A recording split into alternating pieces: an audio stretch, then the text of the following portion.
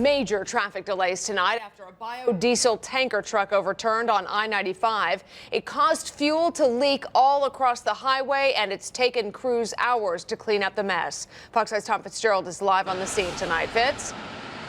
Well, the miracle out on this highway tonight is that no one was seriously hurt or even killed in all of this. The driver who was behind the wheel of that tanker truck today, we are told, escaped this crash without serious injury. He is being interviewed tonight at the Maryland State Police College Park headquarters. Take a look at this scene for yourself right now.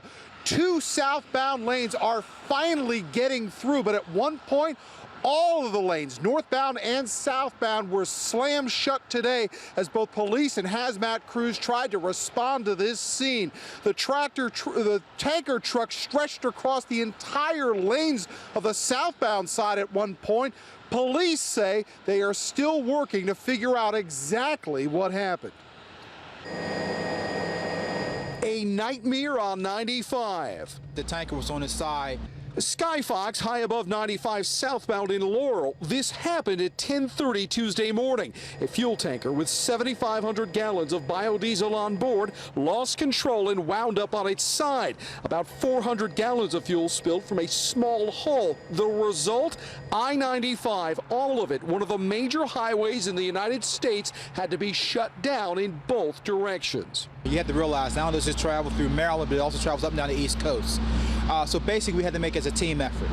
That team had a massive cleanup job as well. Not only did police have to detour all of the lanes of north and southbound traffic, but environmental crews had to remove the fuel left on the truck and then clean up the roadway. Tow truck operators then had to figure out how to get that truck back up on its tires and off the road. The truck was owned by Petro Express in Baltimore. Spokesman Rick Sevenson tells Fox 5 the driver says that he was headed to Silver Spring when a car cut him off, causing him to lose control. He has driven a truck for a dozen years, but has worked for Petro for 1 year. Tow truck driver Ronnie Dahl says he was called in to help upright the truck. The biggest thing is the hazmat material. That's the problem.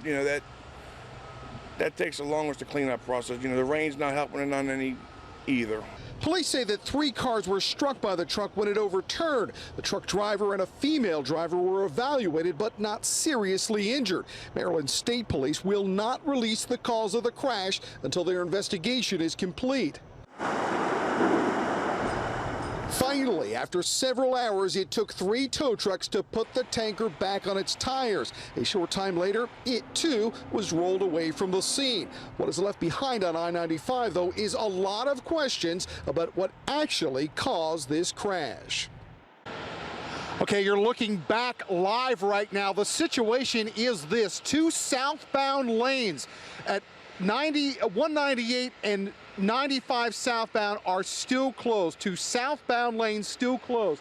The hazmat teams are still out on that road. They're trying to put dirt down and trying to clean up the remainder of that biodiesel fuel that was on the road.